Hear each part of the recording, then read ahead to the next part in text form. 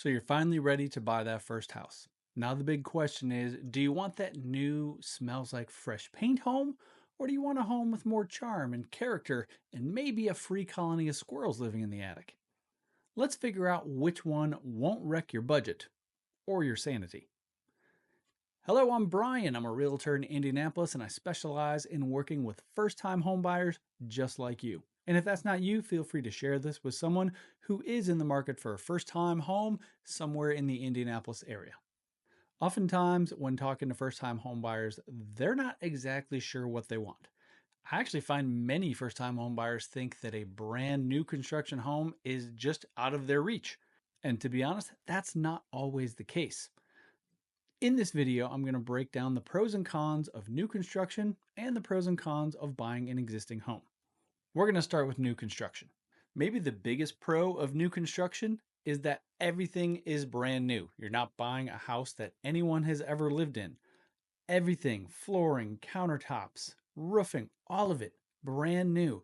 And hopefully the materials and craftsmanship are good enough where you're not going to have any major repairs anytime soon.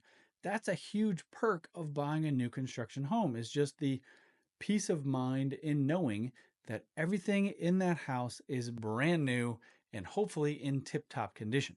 Another pro of new construction is you have floor plan options. Of course, when you're buying somebody's existing house, you're stuck with whatever floor plan has been there for years. Yes, there's a possibility of knocking down a wall here or there, but there are limitations to that. With new construction, and this is assuming that you had a say in the design of the house, you get to choose the floor plan that you want to have in that new build.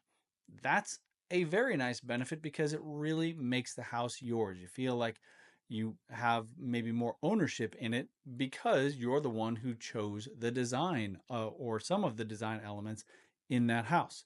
New construction homes also come with more energy efficient homes, from the windows to the appliances. And you're also talking about smart tech. Instead of buying an existing home and having to upgrade it to new tech materials, you potentially have the opportunity of building a house that has smart tech already built in, whether it's cameras, security systems, thermostats, doorbells, lots of smart tech options in more modern new construction homes. A huge pro to buying a new construction home is warranties. Warranties vary depending on what part of the home we're talking about. But with new appliances, you have at least a 1-year warranty, and potentially the appliance manufacturer has a warranty that extends 3 to 5 years beyond that. Not entirely sure. The components of the home have varying degrees of warranty. From the furnace to the air conditioning unit to the roofing to the windows, a lot of those major expensive components that are brand new in your new construction home have warranties that are 3 to maybe as many as 10 years. Very nice peace of mind for someone who is buying, especially in this case, your first home. Another pro of buying a new house is incentives that are offered by builders. Right now, here in 2025, builders in the Indianapolis area are throwing all sorts of incentives at potential buyers, whether it's giving them a lower interest rate, giving them all new appliances, and maybe even some extra appliances that they don't normally throw into a deal. There are some builders right now that are offering free basements in certain areas. So they are throwing all sorts of incentives and perks at potential buyers to get them to come in and purchase their homes. So when it comes down to financing, and where you as a first-time home buyer might be thinking, I can't afford to build a brand new house, there is a chance that the builder incentives make it much more affordable than you even knew were possible. Now, new construction, shiny, new, exciting, that new house smell, but there are some cons to buying a new construction home as well. Now, this is going to sound maybe contradictory, but no one's ever lived in the house. And that can actually be a bit of a negative because you're not entirely sure how the house is going to react to the people who are living there. It's designed for obviously a certain number of people, a certain amount of usage and whatnot, but you're about to put new stresses on those new items, new stresses on the plumbing and the electrical and the AC and the heat and all of that. and that can potentially overwork a system to the point where it's not ready and then something happens. New homes are built by humans. Humans sometimes make mistakes, and the construction or the craftsmanship maybe isn't as good as it should be. And something happens, unfortunately. Now, there's a chance it's covered by warranty. There's a very high chance it's covered by a warranty or a guarantee that comes from the builder. But new homes can have glitches. Let me give you an example. In 2017, I built the house that I currently live in. 5-bedroom house, built from dirt. No one had ever lived here before. Within the first month of moving into this house, we had water leaking in from the outside of the house. We called the builder. They sent the plumber over immediately because it was a very big deal. We don't have a basement. It's just started leaking in through the foundation on our slab and water leaking into the kitchen. Builder came out, sent out a plumber. They got it all taken care of. Ultimately, they had to bring a backhoe and dig 6 feet down into the ground next to my brand new house to realize that the plumbing underground for the water source to our house had already broken. May have not been caused by the builder, but again, new houses have glitches. At least that's what I kept telling myself, and we just had to deal with it. It didn't cost us any money, and there were no repairs involved to the house itself, which is a good thing. But that kind of thing can happen through no fault of anyone in particular. Sometimes the connections to things just fall apart, or the electrical comes loose, or who knows what could potentially happen. But there are things that do go wrong in new construction.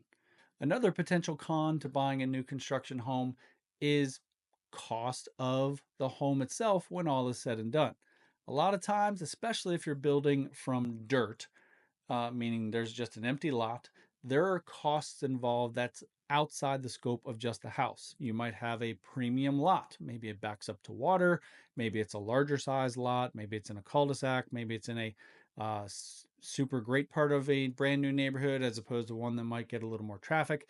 Either way, it's called a lot premium. And those things can be several $1,000s on top of the cost of the actual construction of the house and the materials.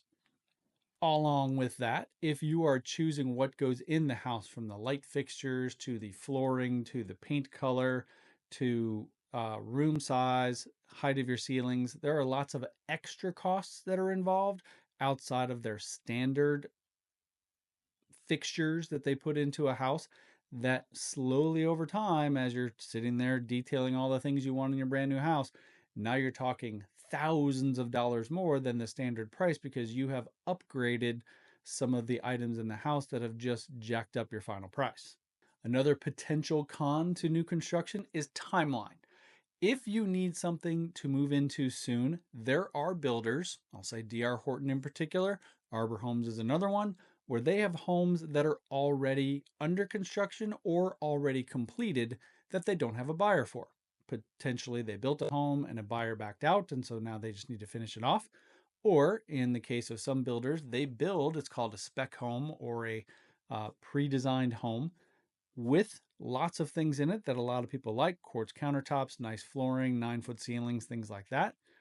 And they're looking for a buyer to come in. In a case like that, you could potentially be in the house in a couple of weeks or in a month or two. But either way, it's a much shorter timeline.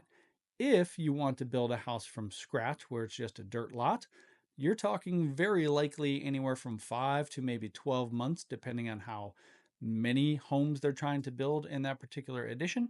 And so your timeline could be extended depending on the busyness of that. So the question you have to ask yourself is, how soon do you need this house? And the final con I'm going to talk about with new construction is things that you have to add to the house after you are the owner. Once the house is up, very likely your builder probably has it in the contract where they're going to put grass or sod on 1, 2, or 3 sides of the house. In a lot of cases, they don't put any sod in the backyard, and they will grade it out, flatten out the dirt, and they'll put down some grass seed for you. Okay, so now you've got a dirt/mud backyard that over time will become grass. Okay, well, that's in the contract for purchasing of the house, but there's a chance that you might have to put in your own trees. You might have to do your own landscaping. Things inside the house. Now once you move in, you have to buy window treatments. You're looking to buy shower curtains. You're looking for all the things that go into the house itself to make it livable for you, outside of just your regular decorations and furniture. All right, so that's new construction, all shiny and expensive. But what about existing homes? The ones with character and maybe a few surprises hiding behind the walls. Let's see what you're really signing up for. One of the pros to pre existing homes is mature neighborhoods, potentially, anyways. Obviously, this depends on location, but there are some of you out there who are thinking, I don't want to build a brand new home because it all looks so cookie cutter and boring and just doesn't have any character like a pre existing home may have. And in some cases, you're right. Pre existing home, depending on how long it's been around, there may be mature trees, a community that's already well established, and a certain vibe or feel about the neighborhood that just resonates with you. And if that is what you're looking for, then I'd probably recommend staying away from new construction and looking for one of those well established neighborhoods. Another pro to a pre existing home is faster transaction. In most cases, when you get under contract to buy a pre existing home, you're going to close and be the owner of that house somewhere between 30 and 40 days from the time they accept your offer. With new construction, again, as we've talked about, you may not be able to sign on the dotted line for that house for a month or so, maybe even up to a year. So with pre existing, the transaction can move along a lot speedier. Another pro with pre-existing home is the opportunity for negotiation. With a new construction home dealing with a builder, they have their price pretty much set. The opportunity for negotiation isn't often there. I'm not saying it doesn't exist at all, it's just less likely than with a pre-existing home. So you're going to be talking through your agent to the seller about potentially lowering the price, about potentially getting them to fix some of the repairs, um, about the possibility of adding in some things that are in the house now that maybe you want to own after the person leaves, and then potentially asking the seller to take care of some of your closing costs. So negotiation is certainly a better option with pre-existing than new construction. One of the cons about pre-existing homes has to do with hidden maintenance issues. Now, I always recommend people to have an inspection when they go buy a house, whether it's a new house or a pre-existing house. That doesn't really matter. You're going to find out what it is that needs to be repaired or whatever. As I tell all of my buyers, first-time home buyers or not, consider the inspection report your future to-do list. Yes, there will be some things on there that you're probably going to ask the seller to fix, repair, replace, whatever it's going to be. But the majority of that list on the inspection report is your new to-do list. Potentially some of those to-do items are maintenance things that the current homeowner hasn't done for a while. And now you're taking over with whatever condition they are in to fix, replace, or repair. Another con with pre-existing homes is you're putting new stresses on the utilities that are there. The home has been used to the people who've been living there for however long they've been there. Perhaps it's a large family that's leaving, a small family that's leaving, and what's coming in with you is your small family, potentially a large family, but different. You're going to use the water and amount differently. You're going to want the temperature set to a different degree, probably differently what the previous homeowner did. Those kind of stresses on the utilities can cause things to age faster, to maybe break down sooner than they would have had it been more of a normal routine that the utilities have been used to with the previous owner. Another potential con to a pre-existing home has to do with the potential need for updates. Now you're going to notice this when you go and do your walkthrough of the house. You're probably going to want to bring some of the items in that house up to a more current standard, something that appeals more to you than it did to the previous homeowner. Well, that's not free. So you're likely going to want to make some upgrades or some updates to the house, and that's going to cost you money on top of what you just paid for the house itself. So, whether you're dreaming of that brand new smart home or a place with good bones, there's more to this decision than countertops and curb appeal. Let's talk about the stuff that really matters before you pull the trigger. This has been a statement in real estate probably forever: location, location, location. When it comes down to pre existing home or new construction, location may make a big difference. With new construction, most likely in a neighborhood, you're probably not getting a brand new build in a city limit. So you're probably going to be in a suburb of a city. And if that's okay with you, great. But if you're looking for something that's a little bit more established and definitely in the city, you're probably buying someone else's house. Customization or character. With a brand new construction home, there's room for customization. You may get to pick out the things that go into it, the elements, the design, the feel, things like that, paint colors.